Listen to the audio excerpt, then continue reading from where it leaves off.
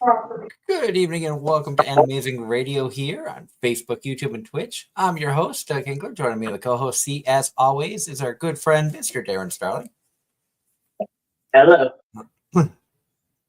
Angela will be joining us when she gets home. It was game night for her.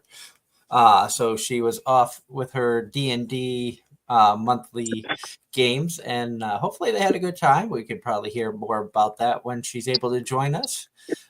Tonight, I figured we would talk about the shows that are airing this summer, what we have seen of them, and what we think of them thus far. Plus, we're always going into other random topics as well. Hello, John Knight. I hope that you had a wonderful weekend.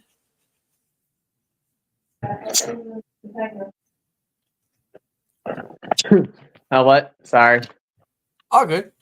And Darren, you and I were talking a little bit before going on the air that you were able to watch a couple of shows. Yep. I was able to catch up on some of the ones I'd already started. And I started Call of the Night, and unfortunately, as I was telling you, I kind of fell back asleep throughout the day and didn't make as much progress on it as I'd liked. Well, we can start with Call of the Night since that's one you and I are watching and Angela isn't. Did you just watch one episode, a couple? I only made it through the first episode before I passed out, but I already like where this is going. Oh, it is getting so good. Like there's spoilers that I could say, but I don't want to. I will say you find out a little bit more about Nazuna's history.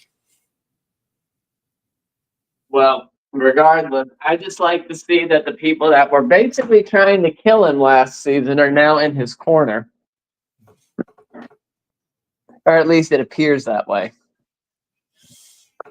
It's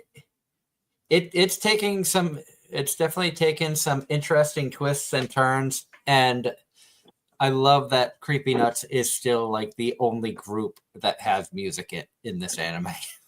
I know. And they brought back the ooh woo woo do do do do do do do ooh woo. I've already heard that in about 3 or 4 of the episodes thus far this season. Very nice. Yeah. So it's like in the back of my mind, it's like, Darren, you gotta catch up to where it's at so we can talk about this. The gossipy side of me is like, oh, wife and I talk about it, but it's like, I know you like it too. Well, where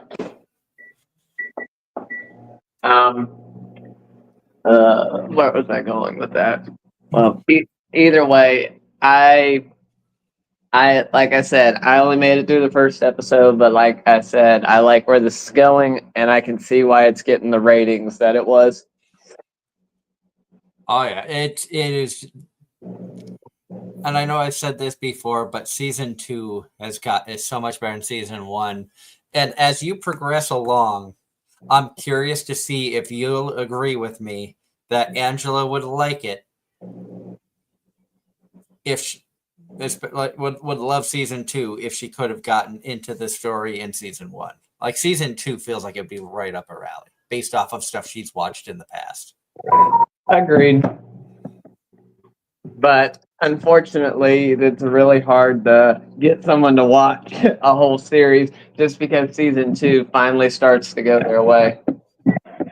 I mean, it's like with Demon Slayer. It sucked for so long, and then they had an epic fight like 26 episodes in, and everybody's like, oh, well, you got to watch 26 episodes, and then it gets good. Yeah, or One Piece, like, oh, we have to get 300 episodes in for it to really start. And let's be honest, we're busy people. We don't have time to waste watching a ton of episodes that do not interest us. Mm-hmm. My Hero started off good, like right off the bat for me. Like I enjoyed My Hero Academia early on. I still love the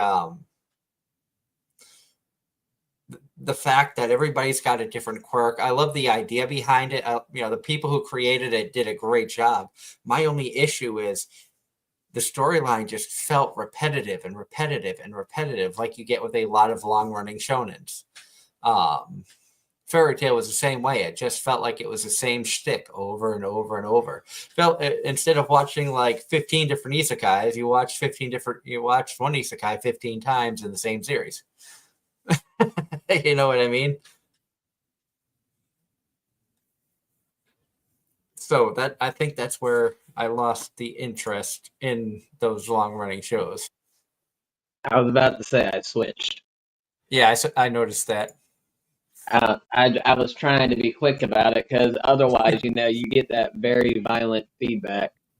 Oh yeah. What I was saying when you were doing the switch was. I heard it. Oh, you heard it? Okay. Yep. And honestly, I prefer Fairy Tail to My Hero. I liked a lot of the characters in My Hero. I like some of the characters in My Hero. I think I like more of the characters in Fairy Tail better though. Plus you didn't have the whiny little bitch Deku. Yep. Well, and speaking of Fairy Tail, not Fairy Tail, My Hero. Probably the biggest twist toward the end of the series was who Toga ended up falling for. Did you know about that? No. Toga fell for Urika. They actually had a thing going. I didn't. Toga fell for who? Ochako. Ochako? Yeah. Gravity. The levitation girl? Mm-hmm. I always thought they had a whole thing in the end. I did not know that. I always pictured Gravity Girl and Deku getting together. Well, about to say that may still very well happen, but there toward the end, Ochako and her had a thing going on where that caused her to fall for her. Basically saved her life, kind of deal. It's a whole thing. What is it that Gigik would say in a case like this? Let's go, lesbians! Oh, sorry. But yeah. The more you know. Yeah. And I know John Knight in the chat says, "Can you believe it's August? The year is half over, Darren. More than half over. More than half over. Yeah. We were just kind of saying something at work. Our sales have started to pick back up, way back up. And it's because just in time for everybody to leave. Yep. It's the kids that are going back to school. And the kids are starting to go to college. Yeah, we're seeing that around here too. And then football season is on its way back. NASCAR is entering the playoffs. Yep. Because you see, for us, our slow times of the year are June and July. Because after the kids get out of school, we don't get the rushes during the mornings for when the kids can leave campus for lunch. Yep. And then we don't get the kids coming to lunch after they get out of school. Yeah. And then we also don't get like the football Friday rush after the games, the baseball after the games, that kind of deal.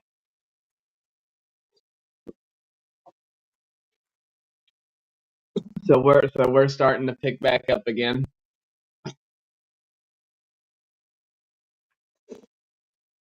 That's always a good thing, but I know that your time there is limited.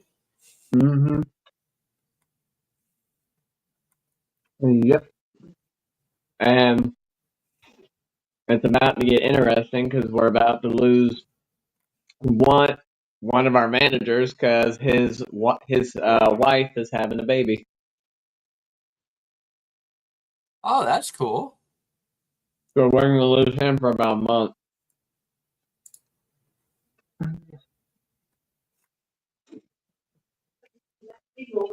Mm-hmm. Which is fine. I mean, very happy for him. Oh, definitely. And then the other part is around around the time he comes back, we're going to be losing another one because she's going to the office. And then they're going to lose you and your manager. And Yep. Then eventually, they're going to lose our general manager. She keeps saying that she's going to hang in there as long as she can, but I'm telling you, she ain't going to make it. And when she goes, I'm gone.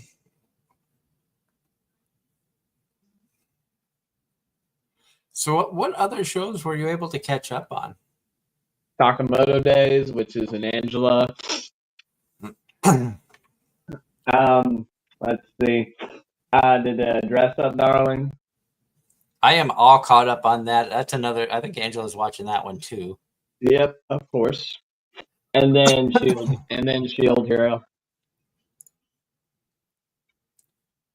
Now you've watched all of Shield Hero, right? Yep. Seasons 1, 2, 3, and now we're on season 4. How has that series gone? Like, I think I tried watching season 1. I think I watched a couple episodes, and it did not interest me. But I'm curious from your point of view, knowing that you enjoy the series. How has it progressed? Has it gotten better? Has it, like some other shows, some seasons better than others? About like whatchamacallit, the Seven Deadly Sins. Season 1 was the best of the ones that have aired so far. Season 1 was better than season 2 and 3 and 4. Basically, season 1, you have him sent to another world. He's the outcast. He's the hero that isn't part of the main religion there. So therefore, he's very much treated as an outcast by the entire kingdom. And he basically was like, you know what, screw all of y'all, and proves himself on his own. Eventually earning the favor of the queen of the kingdom, who honestly had more power than the king because of the hierarchy. Yeah. And the family, the whole family role. So after that, so season 1 is basically a play against the entire kingdom and everything going on. Then season 2, they started to expand the world building. Come to find out, they are not the only heroes. There's other dimensions that have the 4 cardinal heroes. So for this particular dimension, you have the hero of the sword, the spear, and the bow, which are the main heroes, and the shield hero is kind of like the outcast hero. Then in the other dimensions, you had like a hero of the scythe, a hero of the fan, and other stuff. So dimensions cross, and the story just kind of gets wild.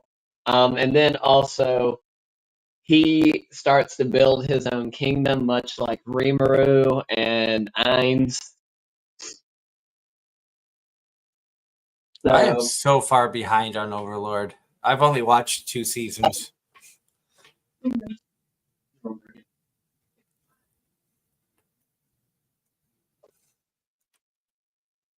you want to take a moment here to send out a congratulations to one of our past guests, Make the Satyr? Earlier this week, celebrated her 4-year anniversary of streaming. Oh, wow.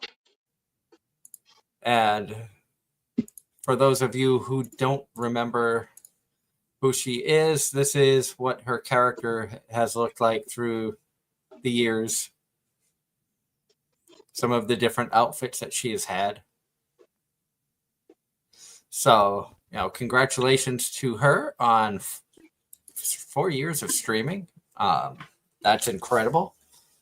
I know Ira VT, who was supposed to join us a few weeks ago until she had some issues at home, just recently celebrated streaming for 2 years.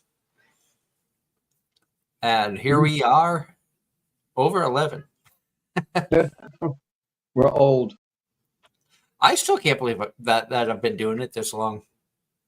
I'll be dead honest. I never thought, when I started this way back when, that I would, 11 plus years later, that I'd still be here, having fun, chatting, talking anime with people, and, being as involved in the community as I have been, even though, sometimes I wish I could do more. Uh-huh. Like, there's a convention coming up next weekend that's an hour from me. I don't know. I don't even know if I'm going to be able to make it like I was hoping to, because of the train that I'm on this week. I'm going to Jersey. Oh, Lord. Who wants to go to Jersey? I know everybody pokes fun at Ohio, saying that's the worst state, but I think Jersey is. I can agree to that because I've talked to more people that are potential clients that have moved out of Jersey than I have Ohio. If the number one question, hey, where are you from? New York, New Jersey. Those are like the big two. Yeah. Ohio? No. One of the shows that I've been watching, scooped up by an S-rank adventurer that has been decent. So your typical, kind of a hero's party, or you're banished from a hero's party, anime, where in this case the healer, white mage, is overpowered, but feels like he's, just an ordinary person because he was in the hero's party and they made him feel useless and da da da da da. But his abilities are above and beyond what most people are humanly capable of. I just find it so funny that Reet and Red's story basically started a whole banished kick among other series. Oh yeah, and they don't even have to say banished anymore. Like this one gets around the banished category because it says scooped up by an S-rank adventurer, and then you read it and it says Lloyd is a white mage who is unexpectedly banished from a hero's party. That's your first sentence. I wonder what was the original story. Was it banished from the hero's party? I decided to live a comfortable life in the country or whatnot. Was that the first one? I know that was the first anime to get adapted because they kind of started the whole kick for it. But what was the first novel or manga? Yeah, that's a good question. Because don't forget, Mushoku Tensei was the original isekai, even though it took a while for it to get adapted into an anime.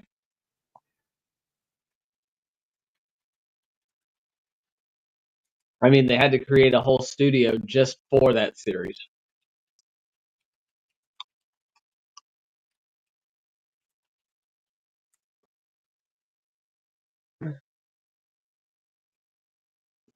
I'm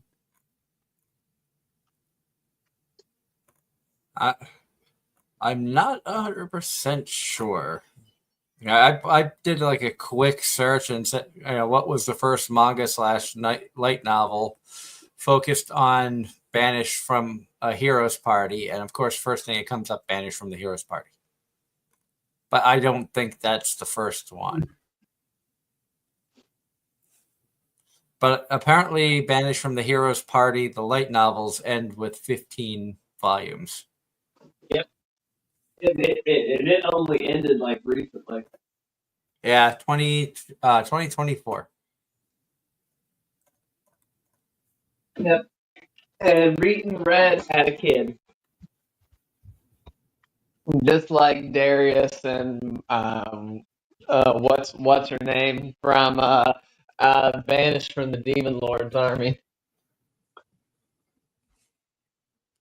John Knight in the chat says today is Travis Willingham's birthday. He's the voice of Ace in One Piece, Roy Mustang in Full Metal Alchemist, and Morty in Oron High School Host Club.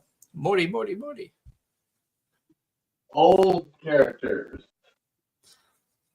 None of your business says, unfortunately, that doesn't narrow down at all because there's about 30 banished from the Heroes Party. That sounds about right. Every time anime finds a successful archetype of something, they go on a whole thing about it. Because think about it. There was Banished from the Heroes Party. There was Villainesses. There was Isekai. Every time they find a successful niche, they just run wild with it. Oh, yeah. And hello, Ross. That's totally fine. Ross says he'll be on soon. He's got somebody coming over to buy his lawnmower. Okay. And Nunya says, next is going to be Betrayed by Heroes Party, Revenge, and stuff like that. Well, I'm about to say, that's Redo Healer. Yeah. I still want to see a second season out of that. I'm surprised, how you're talking about, they find a niche and they run with it for a while. I'm surprised they only ever put out like 3 different shows based around pharmaceuticals in Isekai. Not to say Apothecaries can not an Isekai, and that's also Chinese oriented, so can't really. Yeah, that's. They had Drugstore to Another World and a couple others. World Pharmacy. Yeah. And a Wild Angela has appeared. Who's that?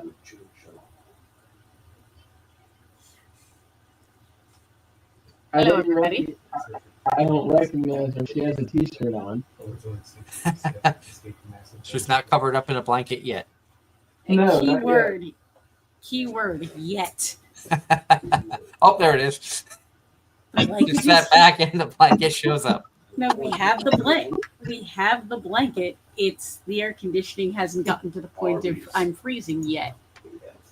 Well, about to say, do y'all actually need it up there? Because what's the temperature's been? Actually, the last couple of days here, it's been cooler. So it's been nice. Same here. It was in the 80s today. Yep. I think our high was like 79 or 80 something today. So it was warmer here than it was there. Because when I checked my phone at one point, it was 83. We had a high. It is 73 right now. Well, right now it's 67. 75. Allegedly. So right now I'm beating you, Darren, by 2. Okay, our high today was 80. Let's see. Your business in the chat says there are only a handful of healers in other worlds or stuff like that, but you guys will love Reincarnated Estate Developer. Super funny if it ever gets animated. It's a manga right now. Reincarnated Estate Developer. Estate Developer. Okay, so basically a contractor style anime like me. RPG wait. Real Estate Isekai version. Oh, God. Right up Angela's alley. I was morbidly curious until we hit Isekai, not gonna lie. Well, it says Reincarnated Estate Developer, but it could be interesting to see that kind of take on the Isekai genre because it's something a little bit different. And We got Ross Ross's says, attention. RPG Real Estate Best Series. Yeah, no. And Darren and I were talking earlier about Call of the Night because he's started watching season 2. He caught up on the first episode today before he fell asleep, he said. And I'm curious as he progresses if he gets the same feeling of it that I do of we feel like it would be a series you would love if you could have gotten into the first season because season 2 is so much better. But again, nobody's going to waste their time sitting through mediocre to get to something good unless there's a huge payoff. Exactly. Mhm. All right, I'm laughing at John's comment in the chat. And you know what? In the early seasons, he's not wrong. Pretty much. He does get better, but there's My Hero Academia. I'm not even gonna say it is like the greatest thing ever. It's a lot of fun. I enjoy it, and there's definitely a lot of character growth over the different arcs. And some characters get better story arcs than others. Well, about to say, go ahead. I maintain both of you would actually really like the villain arc. And I don't deny that. Like, you could probably take that season and watch that as a standalone.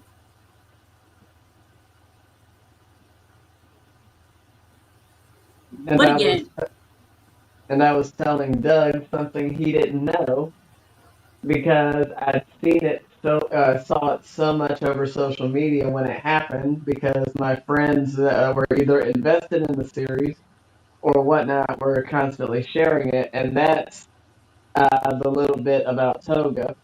He wasn't aware of who Toga actually fell for there toward the end. yep.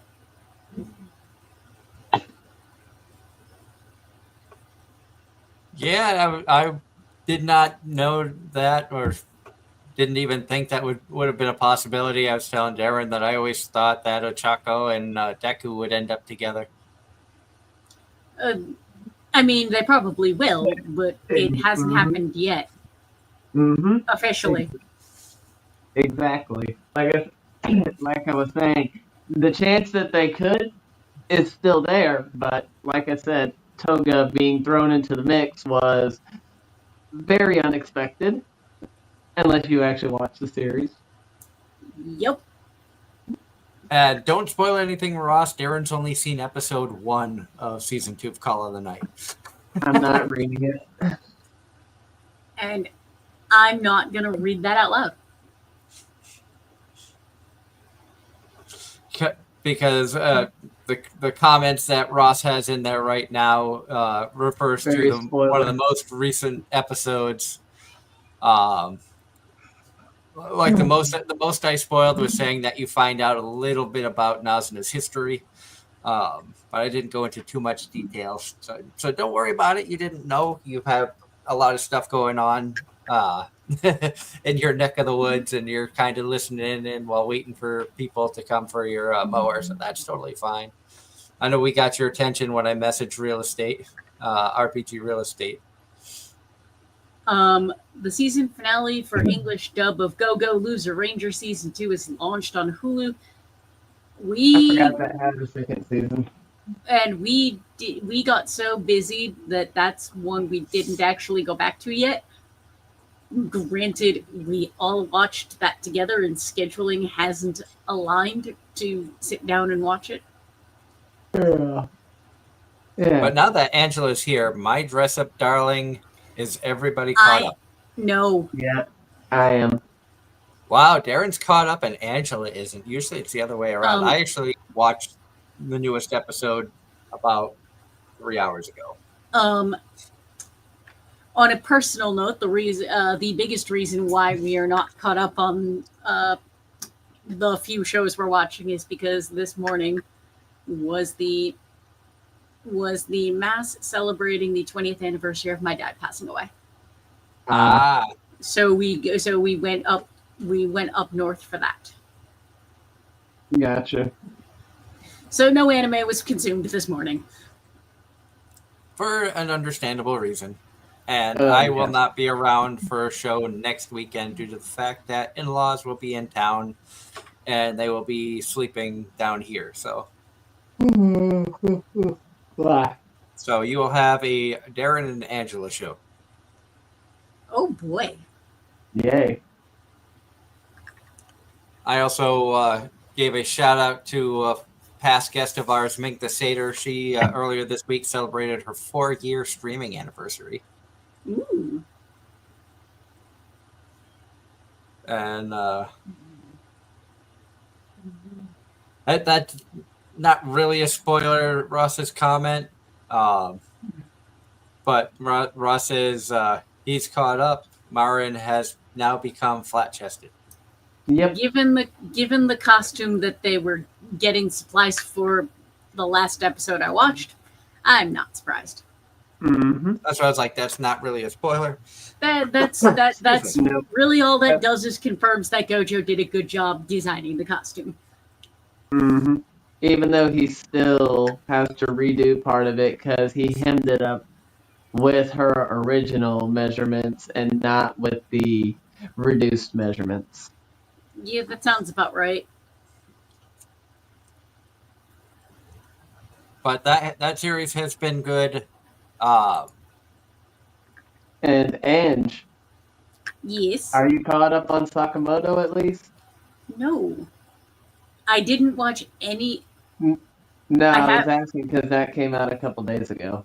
Yes, and this week has been busy. All the things. I literally went Friday. I literally went from work to Lincoln Park to a few hours of sleep, and then an axe throwing tournament on Saturday. Oh, how was the concert, by the way? The concert was fantastic. Like if you are a fan of Linkin Park, it is worth it. I like the new singer. I think she does a good job. I haven't really listened to much of new Linkin Park. The only thing I knew that about Linkin Park was that they recently put out a new song. I think it was last year or 2 years ago, using old pre-recorded bits they had of Chester before he passed. That happened. They put out a new album with the new singer. Good show. They played a lot of the classic singles, and I screamed my voice out. Oh, see, I'm surprised you still have a voice in this case.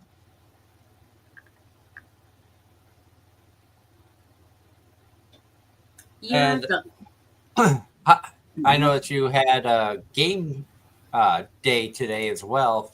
Yep. It was your D&D weekend. How did that go? It was a session 0 where I'm the GM and everyone else built their characters, and well, we now have a sheep counter. A sheep counter, Yes. as in Baba sheep. Yep. That became the joke of the campaign.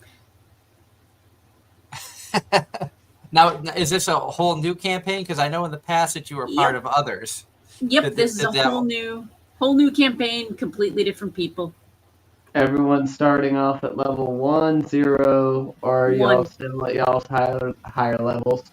Nope, I started everybody at level 1. Oh, cool. Okay. And hello to Plutia and Kiyoshi. They're back from Superstar Anime this weekend in their area. Got autograph from Sandy Fox. Finally got to meet Johnny Young Bosch, Sarah Wiedenheft, and Leah Clark. All awesome people. I haven't met Sandy Fox, but I've met Johnny Young Bosch, Sarah Wiedenheft, and Leah Clark. Sarah was actually at Bakuretsu-Con a few years ago. I was able to get her autograph on an art piece she did of Toru from Dragon Maid. No, that sounds like it was a good time. I hope it was a great time for you guys. I was mentioning earlier there's a convention in my area next weekend, but I don't know if I'm going to be able to make it or not, and I feel bad because I really would love to meet Bryn and get her autograph, but due to my work schedule this week and the fact that my in-laws will be in town on Thursday and they're spending the weekend here, I don't know if it's actually going to come to fruition.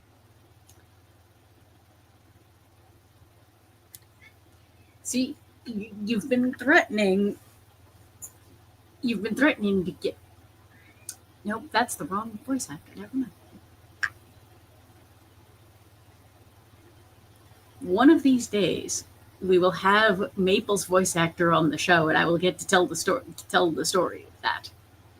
I was tempted to message her like 15 minutes before the show to see if her schedule has eased up any, because it was about a month and a half ago that I actually got to meet her and get her autograph, and she told me that she had like 6 straight weekends of shows.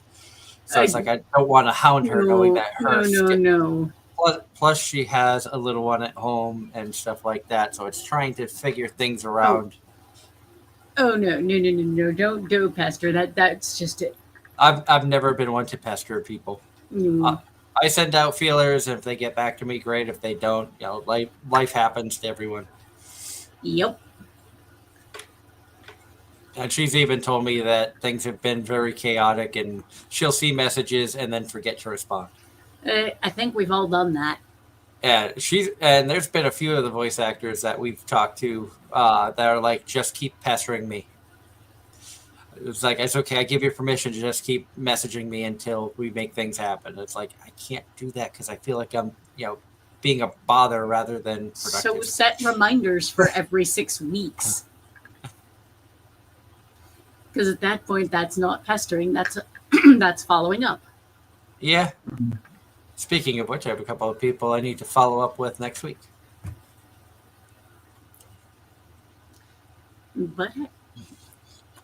But other shows, I don't think either of you are watching Toilet Bound Hanako-kun, right? No, I started season 1 and got busy. I will say season 2, part 2 that's going on now it's kind of fallen into the same level of chaos as season 2 of Call of the Night. It's really, really good. A lot of twists and turns that you're not really expecting. And it's one of those shows that's just gotten better and better. So I did actually.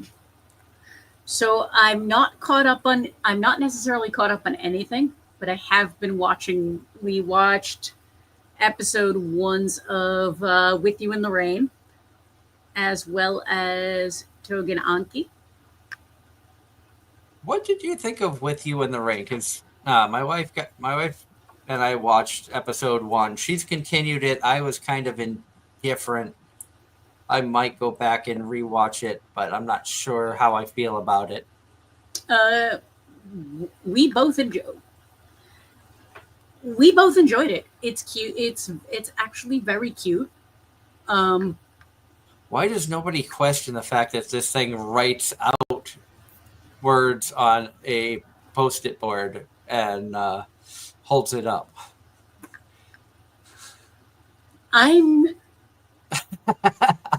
That's the thing.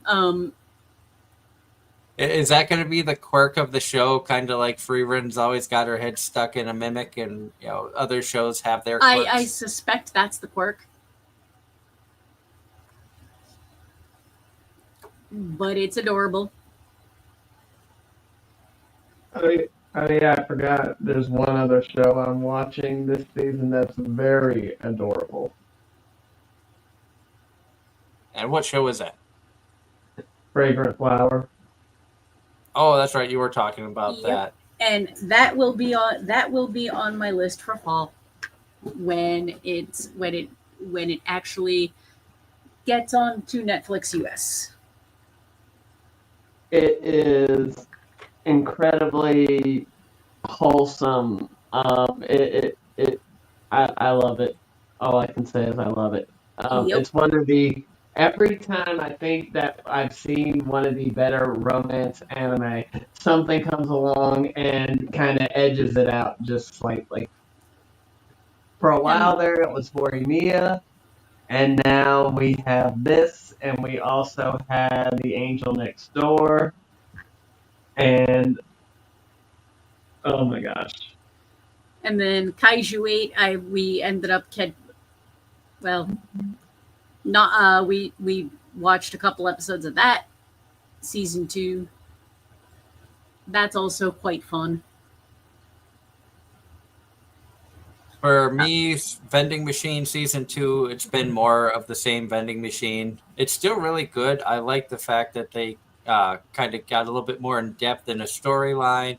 It's kind of neat to see how things are happening. And it's kind of interesting how the vending machine has been able to figure stuff out in its programming to try to formulate words based off of the syllables of the only phrases it can say. So it's gotten a little bit more in depth.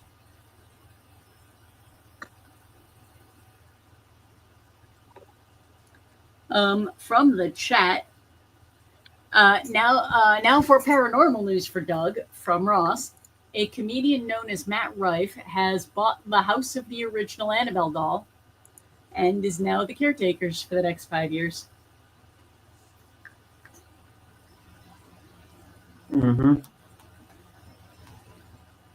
Matt, I know Matt Rife. I see a lot of his crowd work shorts going through different things like YouTube shorts and Facebook shorts and stuff like that. And then John Knight in the chat mentions some inappropriate drama concerning a voice actor, which I'm just going to leave that one at that. Yeah. Mm-hmm. And then more from Ross. Apparently, the English dub of Toilet Bound Hanako-kun episode 3 is on later on tonight. He's gonna watch it after we're done.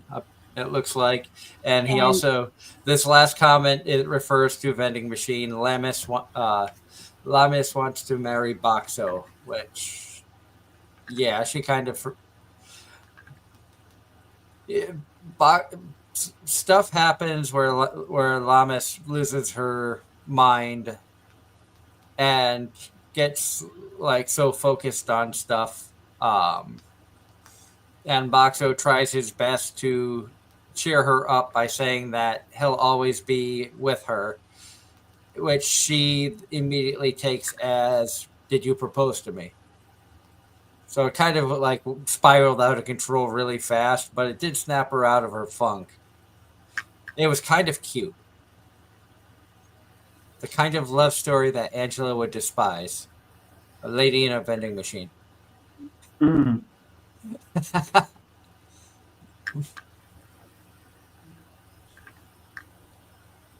She just shakes her head, not even going to acknowledge that one. Nope. I'm also kind of shaking my head.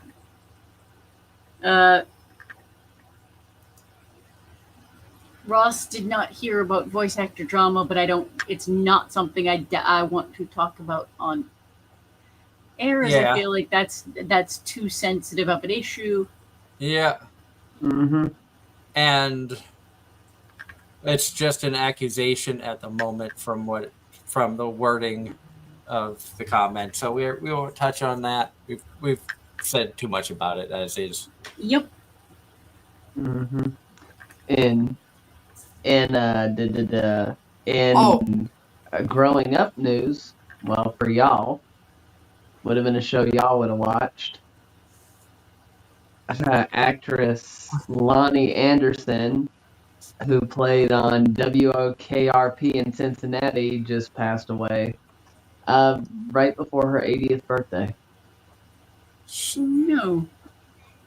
She was also in the movie Stroker Race with Burt Reynolds, which was a NASCAR racing movie from the 80s. If I recall correctly, I have seen a couple episodes of WKRP in Cincinnati. It was an interesting TV show. I never watched it. I know of it, but I never watched it. Same. It was entertaining, much like many of the '80s shows. Let's see, other shows that are airing this summer that I have been watching. Turkey. Darren, I was gonna start that today before I fell asleep.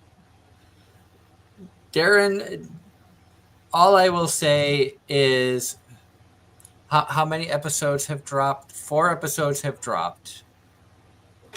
And it is not what you think it is. Okay. All I'm gonna say, It's not your typical sports anime. isekai.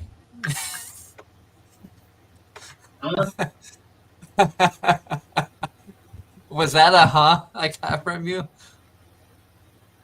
It is. If isekai. That's all I can think of to say for these first 4 episodes.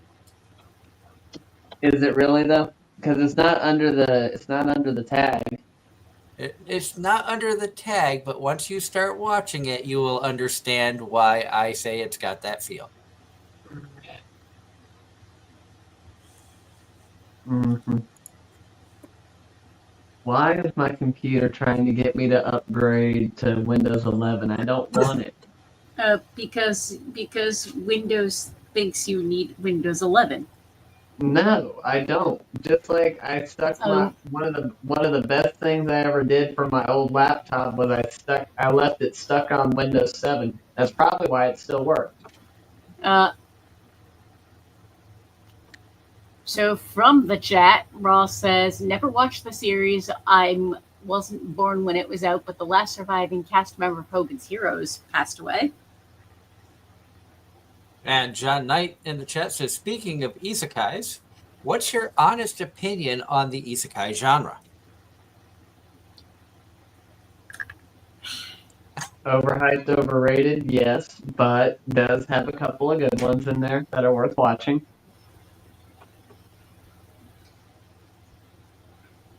My favorite isekai is Reincarnated as a Slime. If we're going broadly generalizing blanket statements, I dislike the genre, period. It has its place.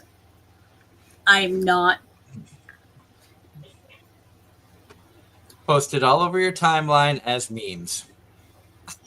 I'm leaving it as there are too many. Right now, there's just too many. Most of them are mediocre at best. Every now and again, you have one that stands out, but they're few and very far between. And I get why people enjoy them. Most of them are not for me. But I would have to say my favorite would probably be Zenshu, which was really, really, really well done. I will agree with some of the statements of there's too many. It's been overdone. They've taken a horse, they've beaten it to death, and they're still beating it to death another 6 to 8 years after. Basically the Fate series. Yeah, the Fate series, One Piece, any of these long-running things. But there are some good ones. I've gotten to the point now of there's too many because every season it feels like you can look at a list and be like, okay, well here's 5 to 12 more isekais every season, it feels like.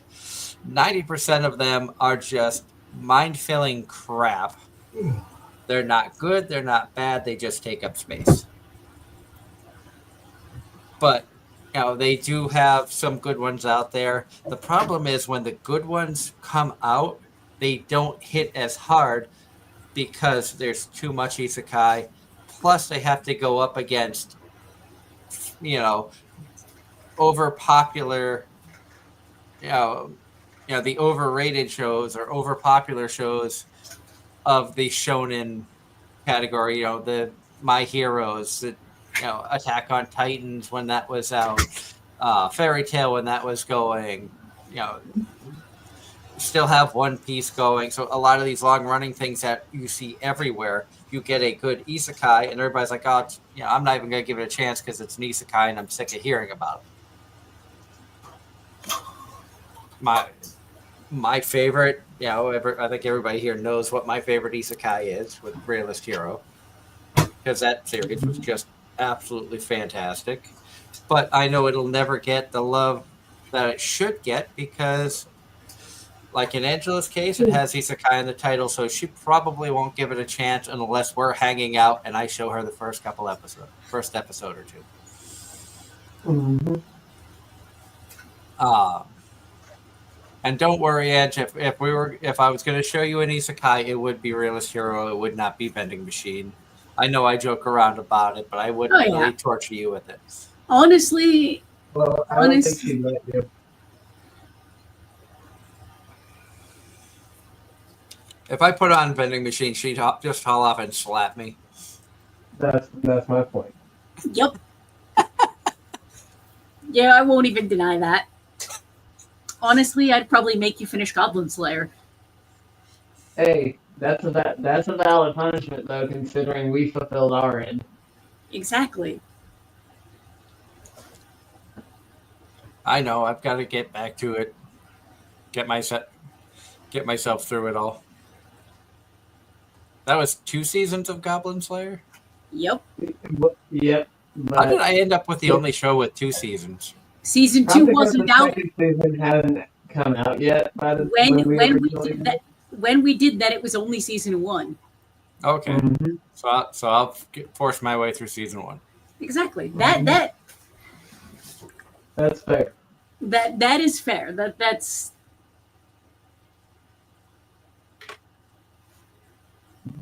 John Knight's laughing at me getting abused if I make Angela watch Vending Machine.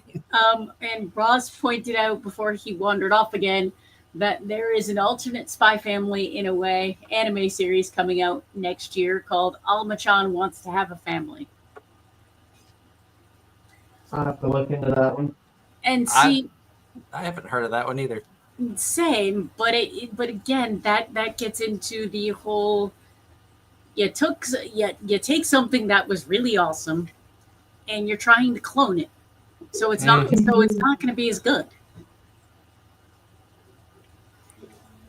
Like Attack on Titan, and then you try to clone it by extending, part 2 finale, part 87, and just kill it.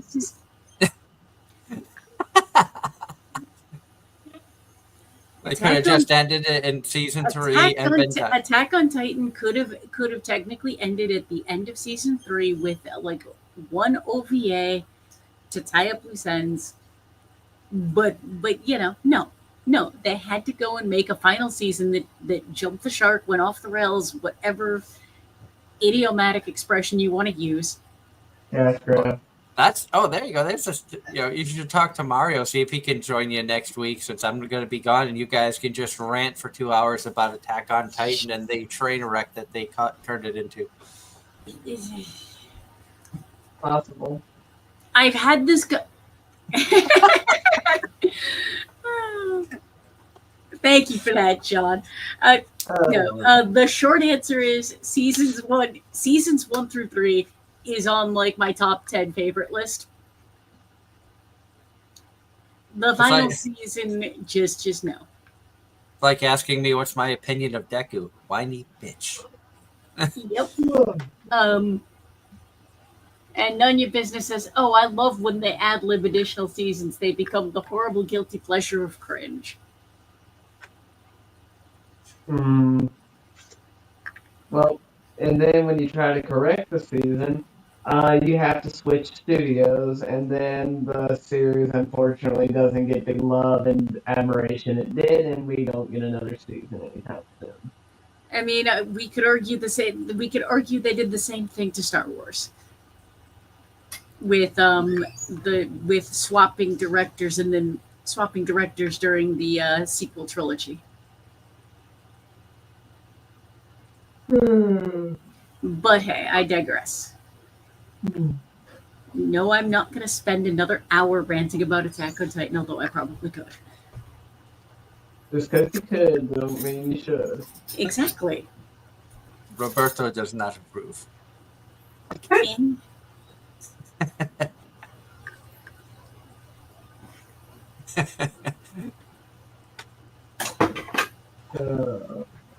Uh, Which you had said that you had seen the Savannah Bananas at Fenway. Was it a Saturday or a Sunday that you had gone? Saturday. Okay, because I did find the games on their YouTube channel from when they played at Fenway, and I started watching the Saturday one. I got to see Brock Holt fly out to a fan. Yep. And everybody get mad, which was hysterical. And what made me think of that is I watched the Savannah Bananas baseball game live a couple nights ago, and they had one of the they were in Baltimore. They had a former Oriole player, and he fouled. He hit a foul into the stands, but the fan dropped it. And the announcers were like, "Oh, he did not get the Brock Holt treatment." Yep. I'm like, "What?" So that made me want to go back and find the game. Yep. I was there for that.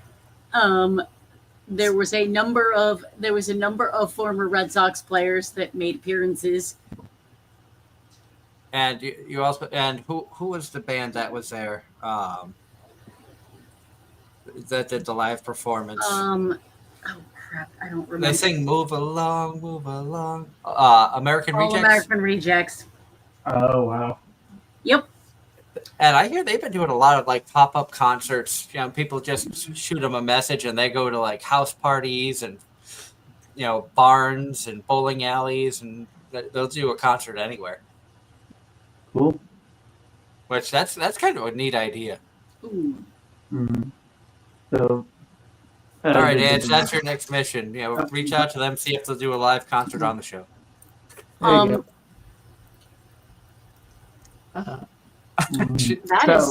I do not know how to. I'm like it. I'm not gonna lie. If anybody could make it happen with how you run your mouth, you could make it happen. I'm not arguing this. I'm aware of how many things have happened as a direct result of me running my mouth. Mm-hmm. So I saw another video recently because apparently the collaboration with the Dodgers and Hololive is still going on. I think it was Bibu interacting with the crowd since Gura has retired. I still don't know the VTubers and Hololive. I don't either, but on that note. But I'll say that in terms of enthusiasm, the crowd didn't seem to share the same enthusiasm. All I can say is my husband made one of the he 3D printed one of the headpieces from one of the Hololive characters. Okay. As a commission for one of our friends who's going to the concert. Hopefully, Hololive, does not suffer the same fate as VShojo. I know we touched on that quite a bit last week, and from what I've been hearing through the pipeline, and I haven't been keeping up with it as much this week as I did last week due to the fact that I worked almost every day this week. VShojo is claiming bankruptcy. So it seems like if any of the talent that was a part of Bishojo wants to attempt to get paid, they are going to have to do it via lawsuits. Mm-hmm. Which I would not be surprised if some of them already have and can't talk about it for obvious reasons. Yeah. Mm-hmm. But again, please note, I'm speculating. The only one that I was going to say, the only one I know that has a lawyer and has, been kind of told to say very limited, I know, is Iron Mouse. Mm-hmm. And she's also said that she's taking a break and not going indie just yet. She needs some time to recover. She needs time to decompress and deal with shit. Yeah. I have seen a couple of her live streams over the past week and a half where she has said it's been really tough because when she's not streaming, she's depressed because she's not streaming and connecting with her fans. When she is streaming now, she's depressed because of everything that just happened. So she's kind of stuck between a rock and a hard place. So, even though I've never met Iron Mouse or talked to her, I still, she still has my support. When I see her streaming, I will try to tune in, even if it's only for a few minutes. Nope. I have been watching some shorts from clips from her stream that have ended up on YouTube. But we're an hour in and we're getting our first real sidetrack that we didn't cause. Mm-hmm. From Ross. First sidetrack of the night from Ross. Did you guys hear about the 30-year-old baby that has been born after being frozen since 1990? Since the embryos were frozen in 1994. Yep. I have not. I did hear about that. Yep. Yeah, science. Mm-hmm. And one of the local radio stations was commenting on it, like, of all the names you picked for this kid, why did you pick one that's going to get him bullied throughout his entire childhood? What did they name it? Thaddeus. Thaddeus? Mm-hmm. Thaddeus. Thaddeus. Oh my god. Oh my god. Poor child. Like, it's not bad enough that you were born from a frozen embryo for 34 years. Oh, what year were you born? Well, I was conceived in 94, but I was born in 2025. You know what, though? See, I can accept that part of it. I can accept that easier than the name. Yeah. That's like somebody I know. I don't know if you heard this story. Someone who used to be a part of the New England anime convention scene named their child Sephiroth. I did not hear that. Yep. And here I was. At least I know I named my daughter Evie, but that's still somewhat of a common name. And a lot of times that can be shortened. Like, I know people who's named Evelyn who shorten it to Evie and stuff like that. Yep.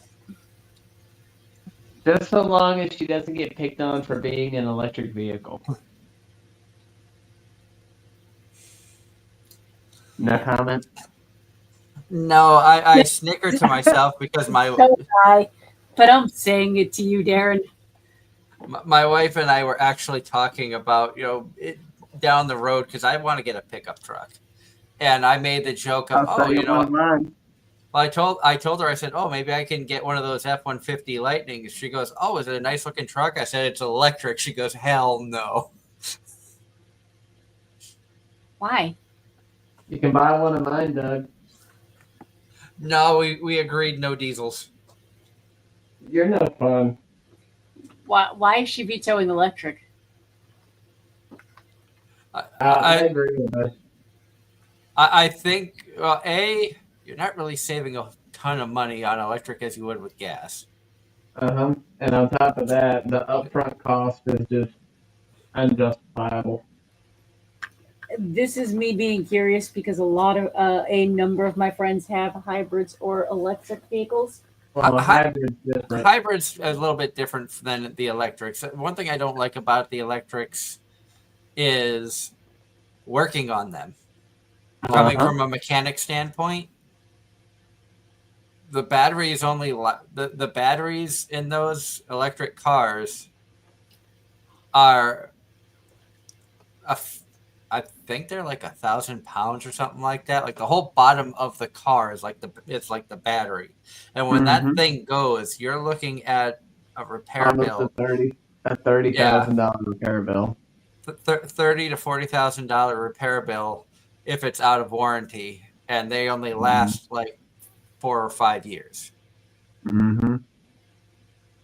And They're getting better with the longevity of them, but in the meantime, also we hate those cyber trucks. They look absolutely hideous. I'm yeah. I'm not. I wasn't even gonna bring up the Cybertruck because I've read so many articles about how dangerous the Cybertrucks are. Yeah. I was more curious about other people's opinions, broad stroke about electric vehicles in general. I mean, Well, the idea isn't a bad thing. The problem is, and we've working for a Ford dealership for a few years where we sold electric vehicles. A lot of times when you buy an electric vehicle, you have to have your house converted to be able to charge the electric vehicle. So you're not just buying the car, you now have to buy a charging station or a charging port and cable, or you need to have the car equipped with an adapter so you can run an extension cord to it to charge it. mm-hmm. Also, the charge only lasts for a few hundred miles before you need to stop and charge it again.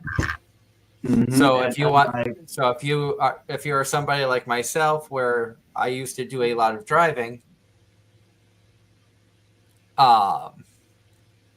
where you could just stop and fill up, it takes 10-15 minutes at a gas station to fill up. Now you're looking at 30 minutes to an hour to recharge your battery to be able to go another 200 to 300 miles, and then you have to stop and do it again. Yep. So you're adding a ton more time if you're doing a longer trip. I know Angelique, on a lot of your long trips, you prefer to fly because it's uncomfortable being in cars for an extended period of time. It's not even that. Like I'm at the stage in my life where I refuse to make I refuse to do a drive that's longer than a certain amount of time by myself. Understandable. Then there's me. I'll just hop in the car and drive 10 hours to Darren's. And I'm done. And I'm done with the like 8 to 10 hours or more car rides, or that's really all it is. You're just over the long car rides. Yeah, pretty much. I mean, if I can fly, I will. Or an actual road, or like if there's multiple people in the car, sure, fine.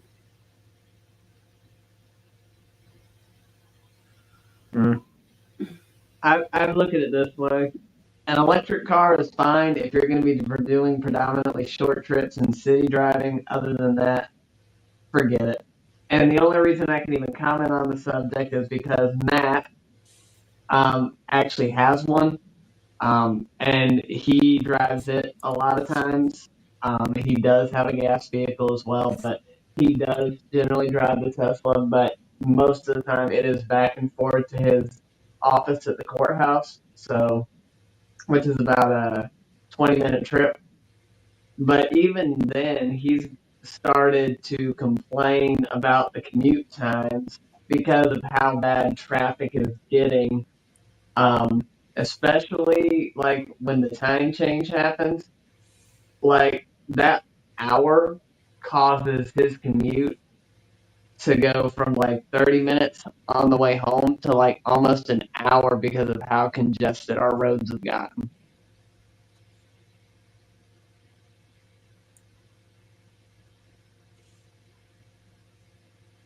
So yeah, Mhm. he has his issues with it, but other than that, I mean, I've ridden in his car multiple times. I mean, I have no complaints about it. It's interesting to see what all it's capable of, but at the same time, it's just like not practical for me. Yeah. And I think that's exactly it.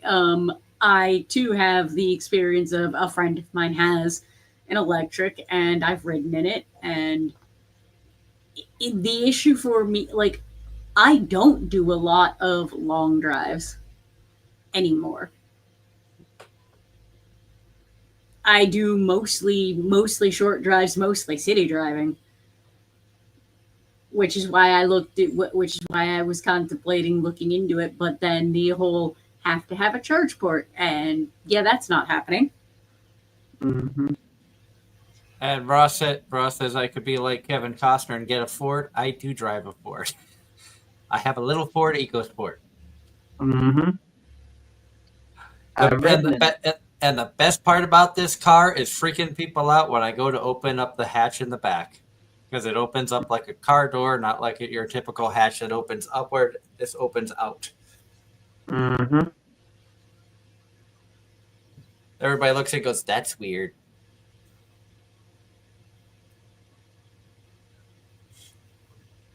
Hmm. And I know I have been getting a lot of questions due to the fact of uh, the news that came down about where I work. The give everybody information. As far as I know about the Union Pacific Norfolk Southern merger, as far as I know, they are still in talks. They are hoping to have things, if it is approved, hoping to have everything done sometime in the year 2027. Until other than that, I really don't know anything. All I know is there's a chance that I could be going from black and white train locomotives to yellow, red, and silver.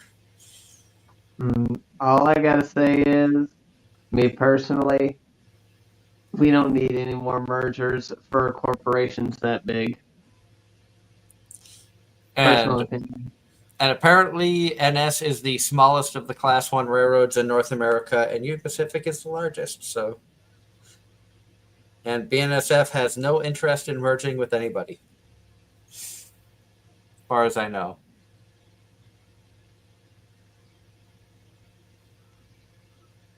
I'm not the biggest fan of Rangers, especially considering the fact that I worked with somebody who was obsessed with them, and I picked on him so much that I will probably never buy a Ranger.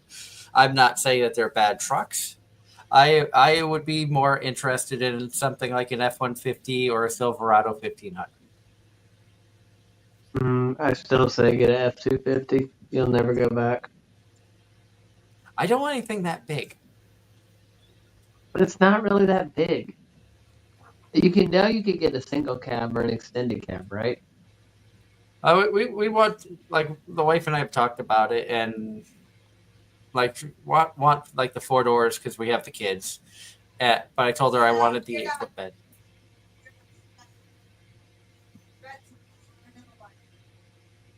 Well, I'll say this. We had an F-150 for years and it did everything we ever needed it to. My dad did look into a Suburban at one point, but we ended up just sticking with the F-150.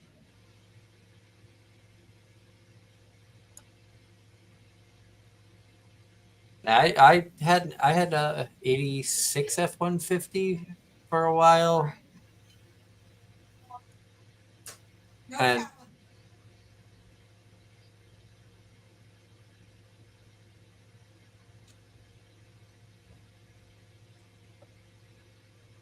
uh, Well, solid trucks at the very least. yeah.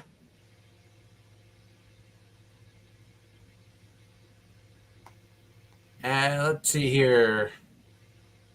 Ross says just his opinion based on what he knows and hypothesis. Warner Brothers is going to go bankrupt because it seems they are going backwards lately. And he only brought it up because Darren says he's done with company mergers.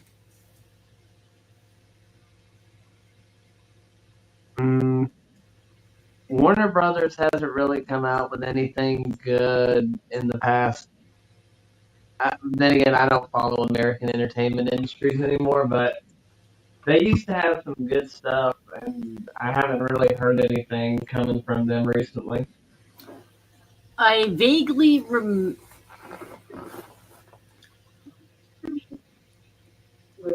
I want to say I remember them splitting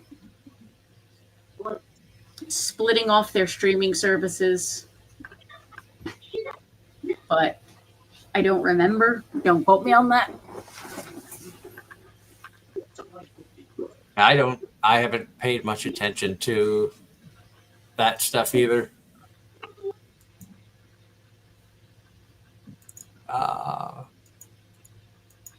I did see the recent Trash Taste where they had Sally Amaki on with the guys, and it was interesting. We know the name Sally Amaki from voice acting work, but I didn't know that she also was an idol, as well as done some stage work as well, some plays and stuff in Japan.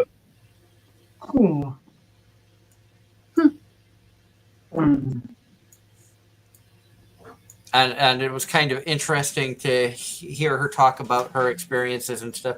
I still find it fascinating that voice actors in Japan all record at the same time.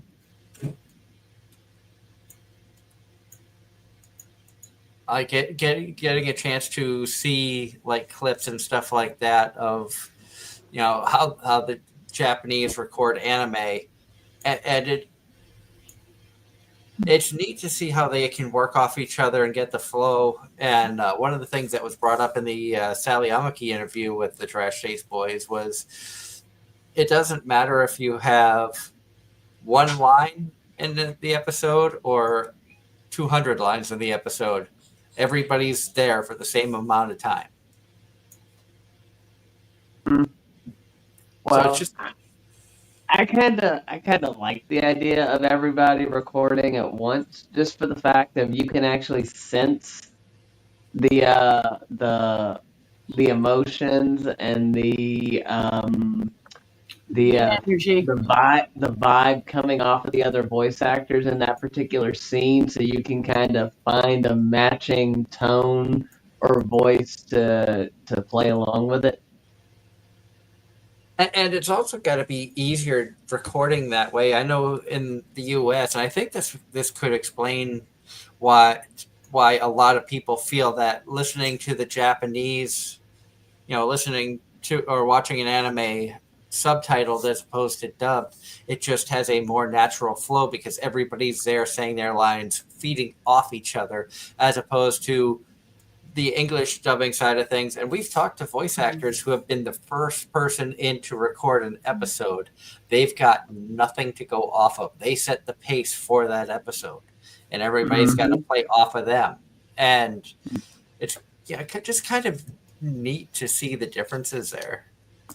And not only that, when I was in school, one of my Spanish teachers made the comment that English is the hardest language to learn in the entire world for a non-English speaking person because of the fact we have the most choppy language and sentence structure of any language in the world.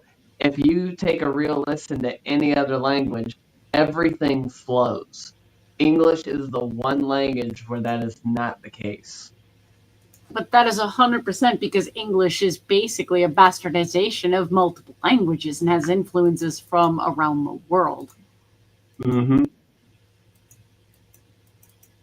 Another interesting thing that was brought up in the Sally Amaki interview, and I believe it was Ross has brought this up in the past, that she's the voice of the main character of cultural exchange with a Game Center girl, where Sally has to speak with a British accent for the main character. Her name's Lily Baker, and she's from England. And Sally has said that she got advice from Connor on how to do the English accent. So, Angela, with that information, I think you should go and just watch the first episode to see if you can hear Connor in Lily Baker, even though it's Sally Amaki doing the voice, and it's Japanese.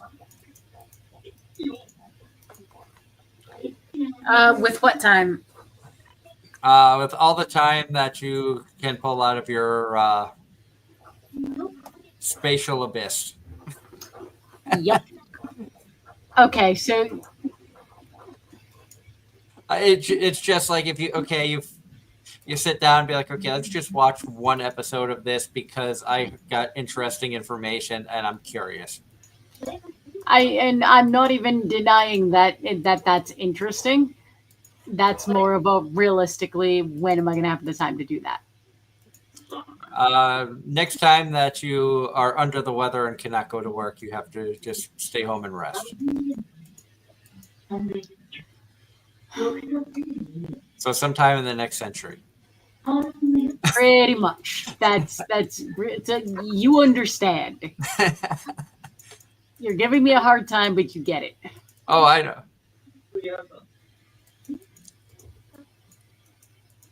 Oh, yeah, definitely. Sally Amaki can definitely speak English fluently. She also can speak Japanese.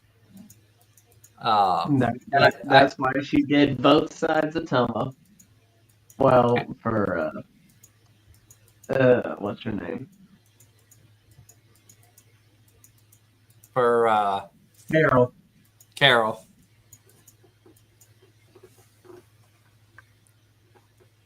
What was it? Tomo-chan that had the friend character we said was Yes. Angela? Yes. Misuzu. Speaking of cultural exchange with a Game Center girl, episode 5 came out of Lily Baker's. Episode 5 came out. Lily Baker's dad debuts, and he is the spitting image of Arnold Schwarzenegger. I am behind on that one. I know that they just dropped. I'd gone back to start listening to it in English, but I will probably continue it in both English and Japanese, just so I can continue to hear Sally Amaki impersonate Connor.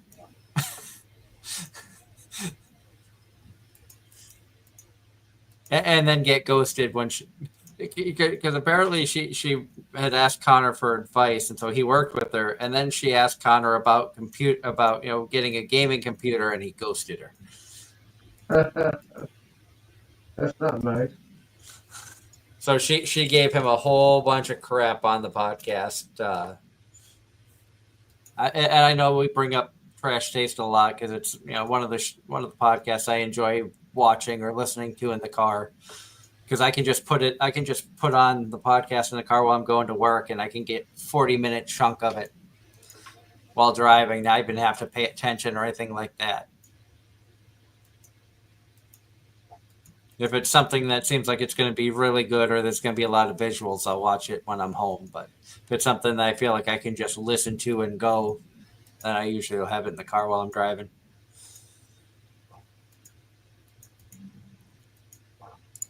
What other shows are out that I have been watching? Ruri Rocks, I'm behind on that one. That one dropped today. I was at work until 3, and then I didn't get home till like 4:30 after running in to grab food and some other stuff. And I know you said you're not caught up on it, but how far are you into Sakamoto? I haven't watched anything of the new episodes yet. So you haven't seen any of this season? Correct. Oh wow. Never mind. It's still it's very It's very action packed, and you get to see a whole new side of Lou. I can't wait. Ross says, going back to tonight's show topic, am I the only one watching Solo Camping for Two? I think you are. I think I had tossed around watching that, but I have, to be honest, I haven't watched a ton of anime this season due to the fact that my work schedule had picked up and I wasn't spending as much time in the hotels. When I was in a hotel, it was usually sleeping and then right back out on rest, which is about 10 hours. So I did not have the downtime to sit and watch stuff like I have in the past.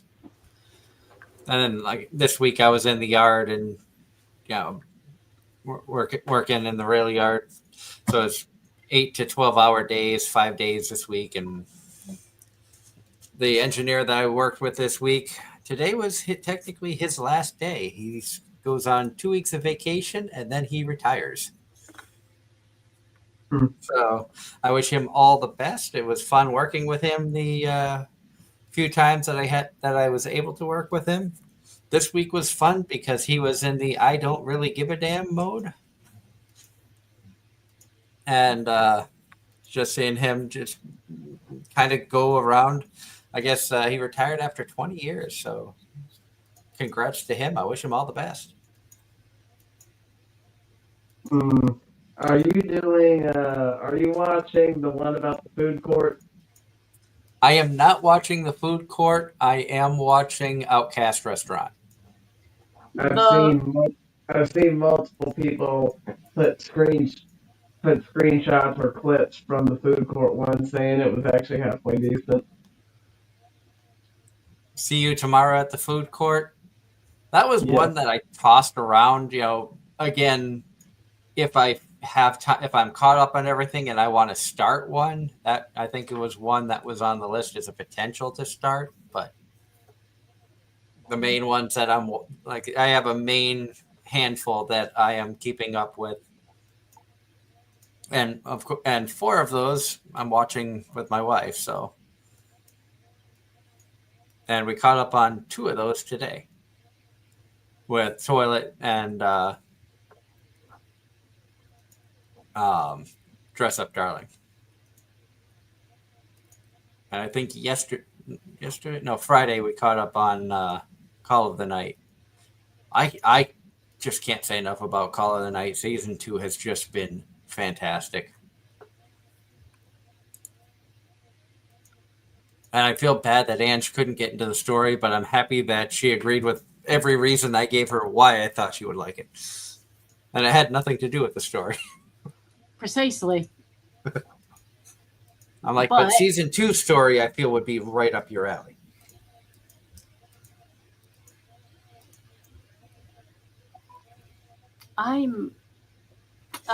Ross says he feels like Outcast Restaurant finally got better after episode 1. It's been getting interesting. Granted, the most recent episode this week was kind of like stupid, but you're going to get that with this kind of show.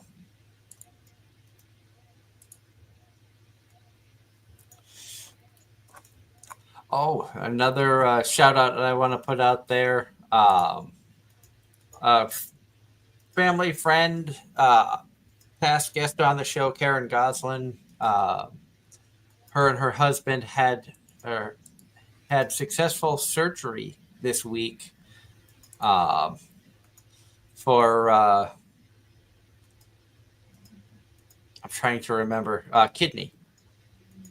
Her husband Tom was in need of a kidney. Karen turned out to be a perfect match. So they finally were able to have that surgery earlier this week and are recovering. So I'm very thankful for that. They're amazing people. Karen is a very talented artist. We've hung out with them at multiple conventions in New England and hope for a speedy recovery for them. They do have a GoFundMe page if anybody's interested. I did share it on my personal Facebook page. So feel free to click the link if you're interested and want to help out a fantastic family. And knowing that they've had so much stuff going on is one of the reasons I haven't reached out to Karen about being on the show. She hasn't been on the show in a while, but they've had so much personal stuff going on. And when I see stuff like that, I don't want to hound. It's like you've got enough crap to deal with. Granted, sometimes a mental break to do something like this could be a good thing, but it also could be a bad. 100% agreed.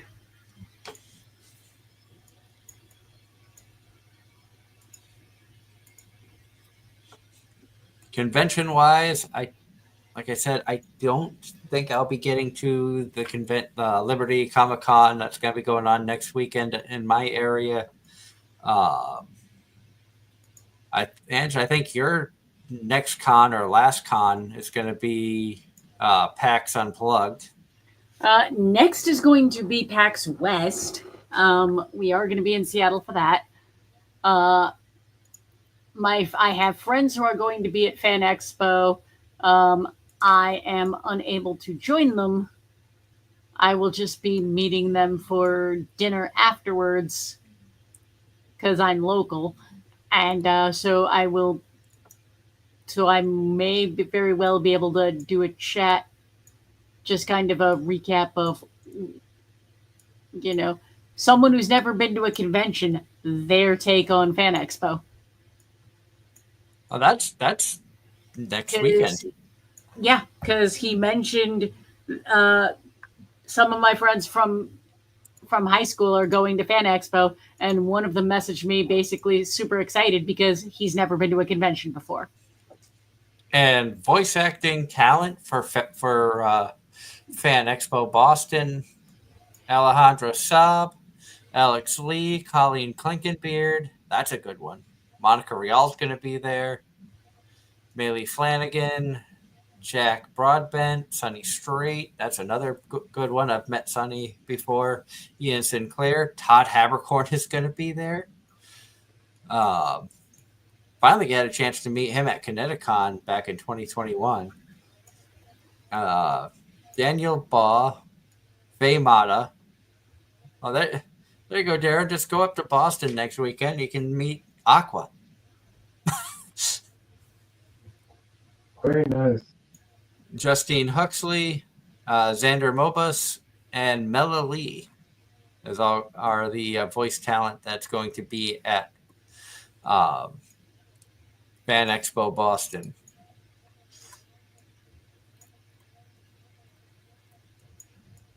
And then they have a bunch of other actors, actresses, wrestlers. Kurt Angle is going to be there if you're into the old WWE stuff. Rob Van Dam.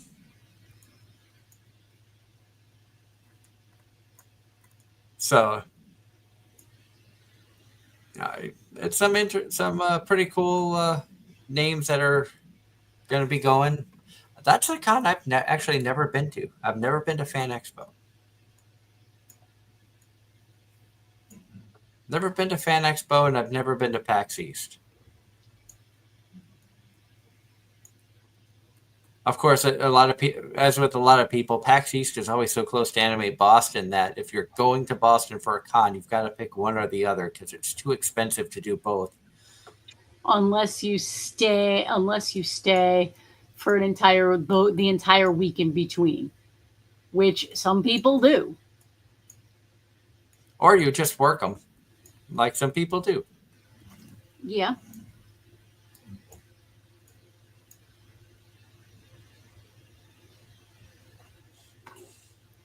And Russ says that his is next month, working on holding back anxiety in the form of excitement. Too many popular voice actors and actresses at his con.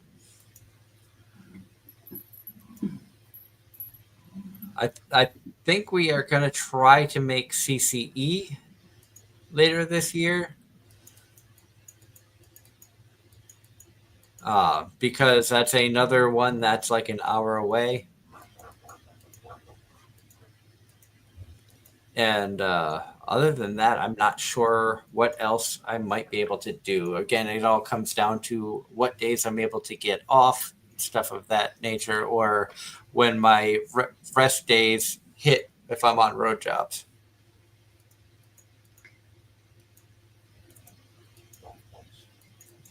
Getting my dream job working for the railroad has really put a hindrance in the cons.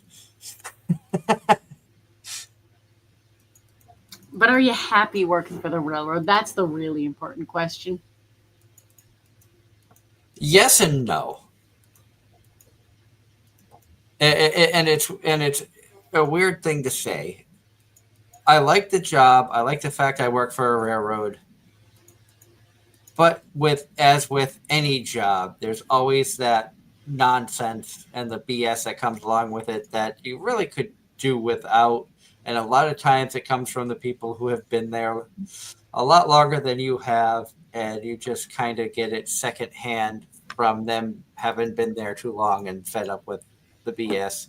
And then you see it firsthand, and you're like, man, some of this stuff is just stupid. But I mean, I saw it when I worked for other big corporations, not to mention any names.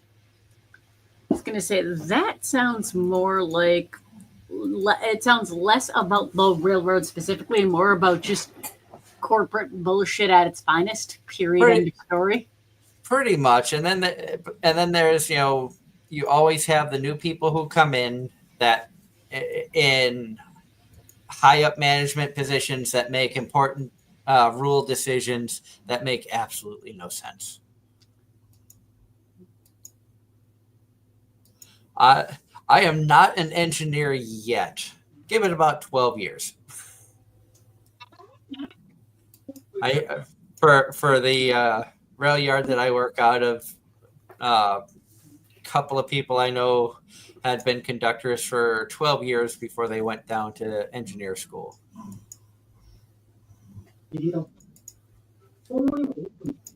I mean, I could always try to transfer to another yard that's not as well staffed and possibly move up the ranks quicker, but I don't want to go to Jersey.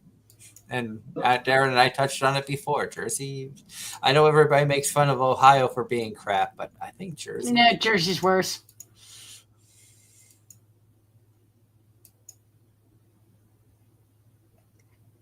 No hesitation. And then another random thought. We were talking about the English language earlier.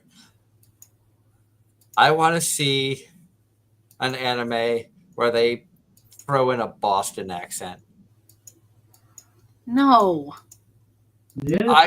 I think it would be absolutely hysterical. I think they'd get it wrong. Which is why it would be so funny. That's not funny.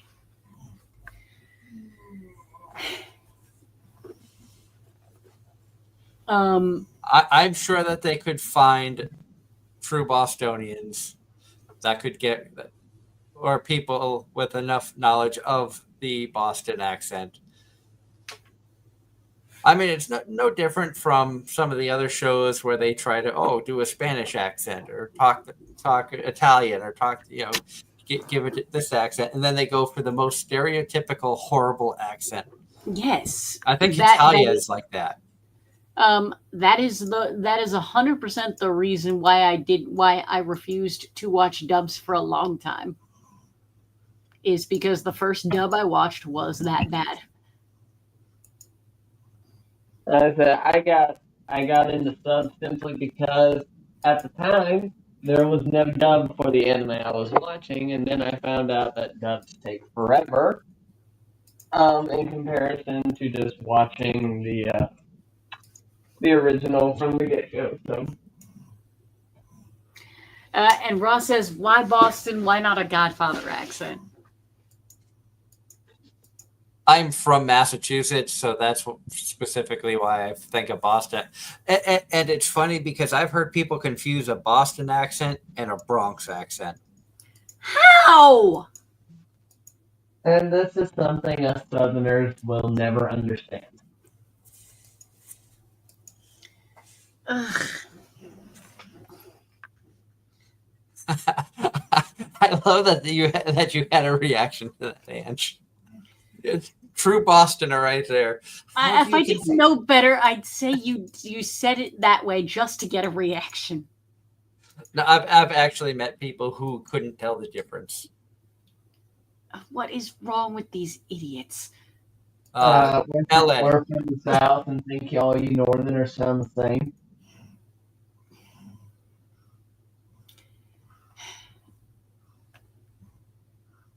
I mean, that's one of the interesting things too about the United States is everywhere has a different accent.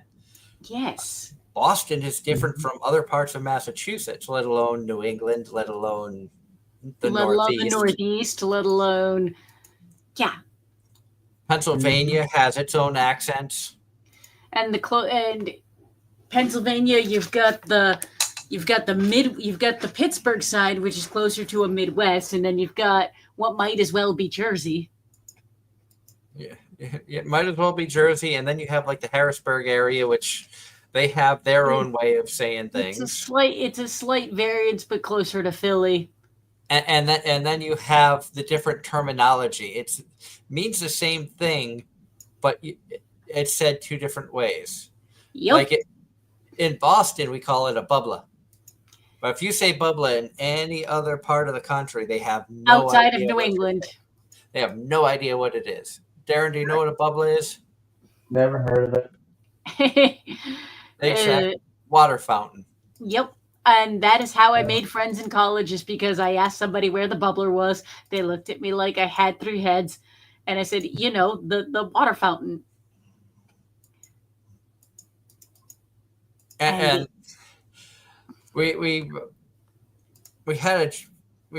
found a funny thing. My sister still, even though she's lived in Pennsylvania longer than I have, she still has her thick Boston accent at times. And she works for one of the local grocery stores, kind of in charge of the people who shop for you when you place your online orders. And she was asking one of her employees if they had any butter. But coming from Boston, she said, butter. Do we have any of the butter? And the kid had no idea what she was saying. My sister, my mom and my sister moved to Florida the summer in between my sister's 8th grade year and starting high school. So for her first year and a half of high school, she got told she talked funny. Mm-hmm. Being from Boston. Mm-hmm. And then she started developing a little bit of a Southern drawl to mix with the Boston accent. Oh, that must have been fun. It was painful.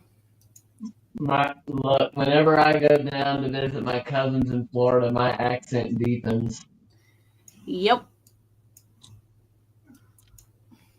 My problem is I hear an accent, and usually within 30 minutes to a day, I can pick up that accent and start talking like I'm from the area.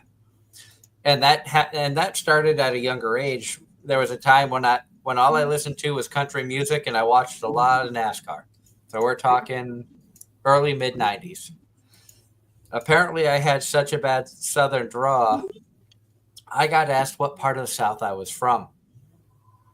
Working at a gas station outside of Onset, down in the Cape.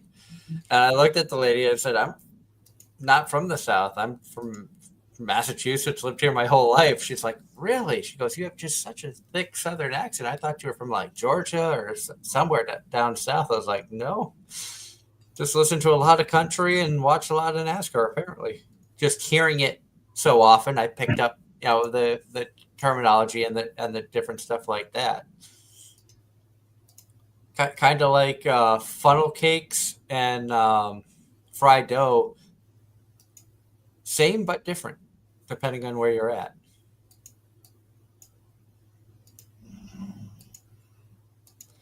Then you have soda up here in the north. You have pop down south. Yep. And Ross says he has no accent. He's a clear American. I have been told I do not have the stereotypical heavy Boston accent. Which I will agree, unless you really get worked up, you do not have the stereotypical 25-letter Boston alphabet, Boston accent.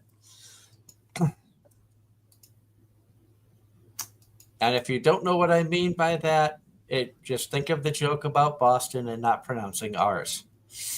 That's why I say the 25-letter alphabet, not the 26. Yep.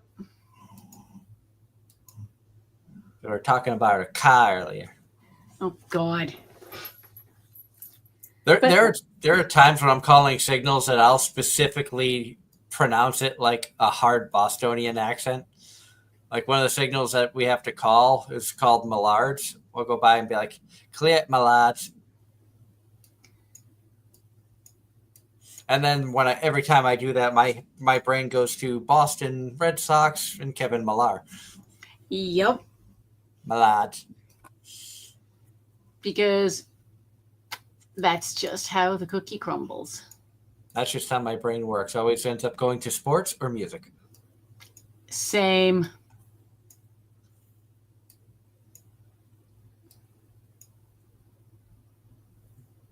And Ross says, thriller news for Angela. A Quiet Place is having a third movie coming in July of 27. That's not a franchise I've watched. Mm-hmm. Because you haven't found A Quiet Place. That was bad even for you. I'm a dad. I can say the dad jokes. I have the right. The worse they are, the better it is. I don't think that's how that works. Ask any dad. They'll tell you it is. He has a point. Don't encourage him. Getting a rise out of you has got to be one of the more entertaining parts of this show. God. And sometimes it just happens. Well, there's a different. Your reactions are different versus when we're trying versus when we're not trying. I still say the most epic one caught on film was when I made the comment about Bo Fury, comparing it to SAO. And the best one not caught on film was Token with the Dead saying Plymouth is Boston. Yeah.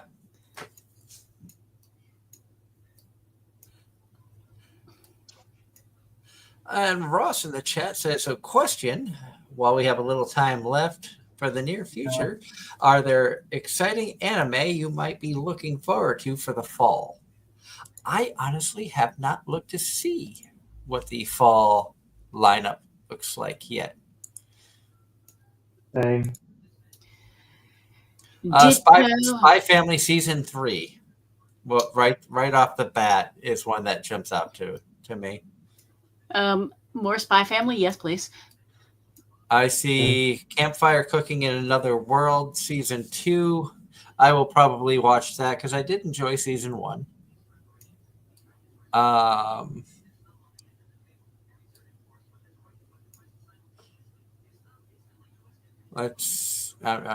Kakario Bed and Breakfast for Spirits Season 2.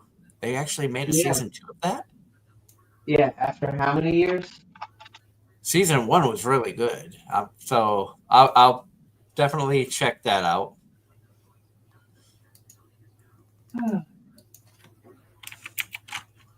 I will probably watch Uma Musume Cinderella Grey Part 2. I didn't know that was getting a second season.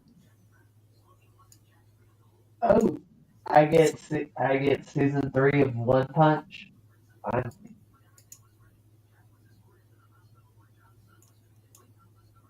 And I'm just kind of quickly skimming through the fall list. We'll probably, not probably, I know we'll be doing a more in-depth dive of.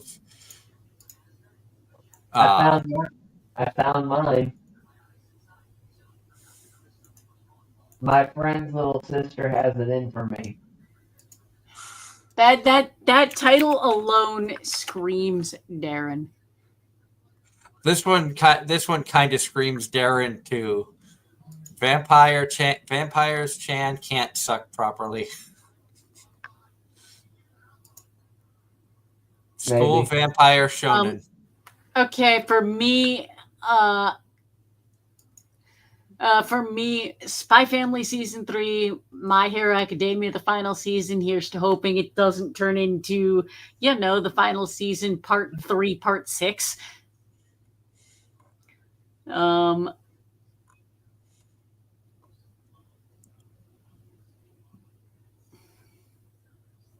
Oh wow! So they're actually coming out with a Bleach spinoff, not a Bleach, Gintama spinoff, and they're doing more Ranma 1/2. Wow! Yep. Talk about some old shows. Yeah. Let This Grieving Soul Retire Season 2.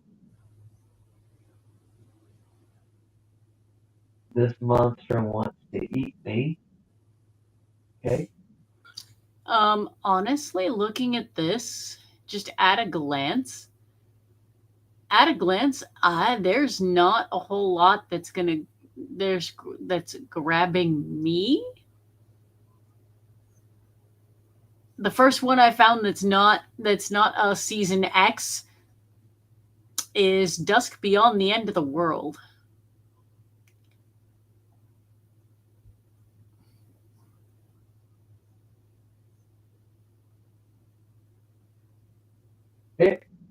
Here's one for you, Doug.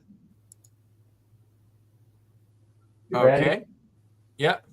This is a title, so bear with me. Dad is a hero. Mom is a spirit.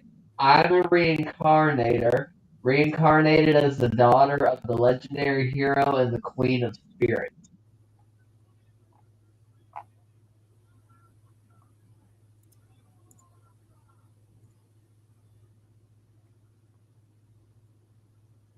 And silence has graced us with its presence. I was trying to, it's because I was just looking. I'm like, which one could that possibly be? Because I did not see that English title, and I just clicked one at random, and that was the that was the one. Which one is it? Chichi wa Iu Chichiwa Eiyu Hahawa Sere Musume no Watashi wa. Sensation.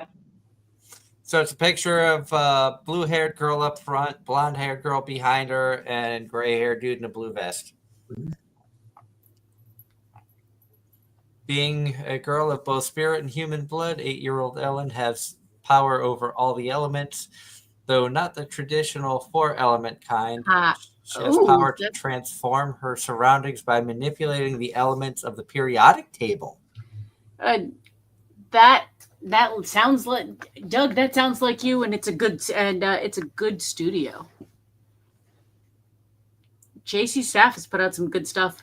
Yeah, I think that's one that I may actually watch. That it just sounds kind of interesting because the elements of the periodic table. How many anime have touched on that topic? I can't think of Dr. Stone. That's probably about it. Yep. I was gonna say I off the top of my head I couldn't think of any, so that might be worth checking out.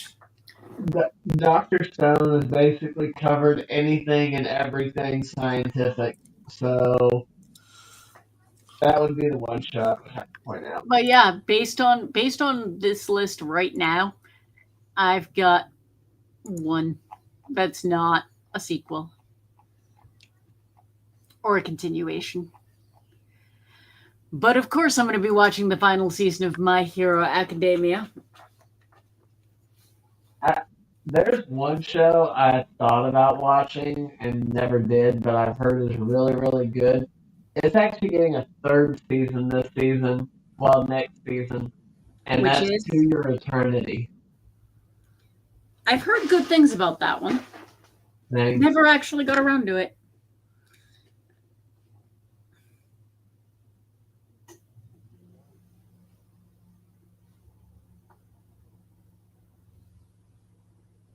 Ross in the chat says, look up Alma Chan wants a family.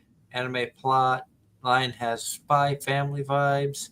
John Knight says he's excited for One Punch Man Season 3, My Hero Final Season, Spy Family 3, and Campfire Cooking Season 2. Uh-huh. And Ross says Wise Man's grandchild did have periodic table stuff in the science books. Skipping ahead, Free Rend Season 2 is coming in winter. Yay! More Fire Force. Golden Kamuy. Uh-huh. Medalist Getting a second season. Tis Time for Torture Princess getting a season 2. The Darwinins. Okay, you got me with a sci-fi. The Darwin Incident.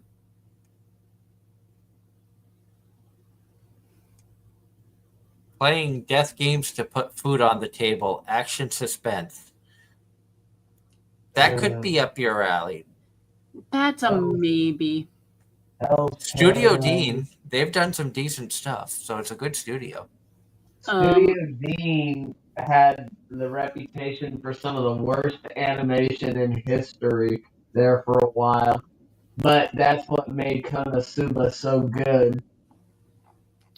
Looking at the studio, it's looking like there's nothing that I've watched.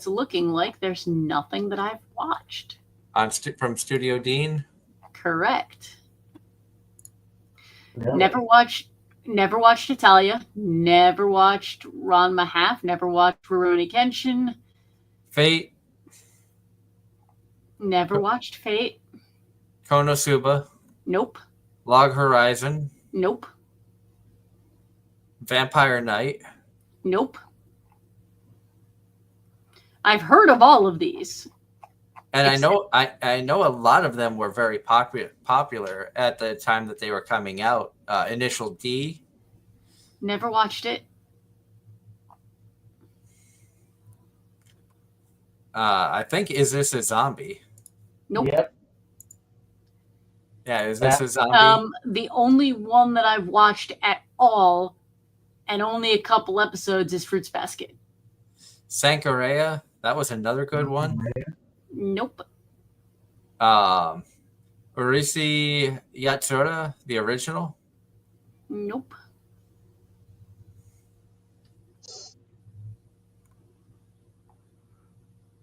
Yeah, no, this is not.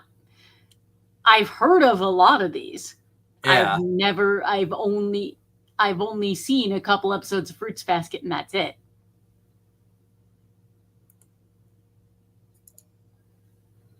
But I am hearing the clock go off, and that means we are out of time. We all know that means bedtime. I want to thank everybody for tuning in tonight. It was a lot of fun talking about some of the shows, and then we went all over the place. For the course. One last thing from Ross. He says, here's the plot for Alma Chan Wants a Family. She's small, she's sweet, she's capable of obliterating a tank in under 3 seconds. Built by Enji and Suzume, two underappreciated genius scientists, Alma is the ultimate self-learning AI. Don't know how I would feel about that one. Yeah, same. Don't know. But we'll touch more on, and all she wants is a family. So that's something that we could probably try to look into during the week and touch on. You guys can touch on it next weekend if you think of it. I might, depending on when I'm home, maybe I might stream during the week, maybe some gaming or something like that. No guarantees. But until next week when Angela and Darren take over the show and all chaos breaks loose because they talk about food for 2 hours. We didn't actually do that. It was only one. I think. Hope everybody has a wonderful week, and we'll see you again here for more Anime-Zing Radio on Facebook, YouTube, and Twitch. Have a wonderful night, all. Bye.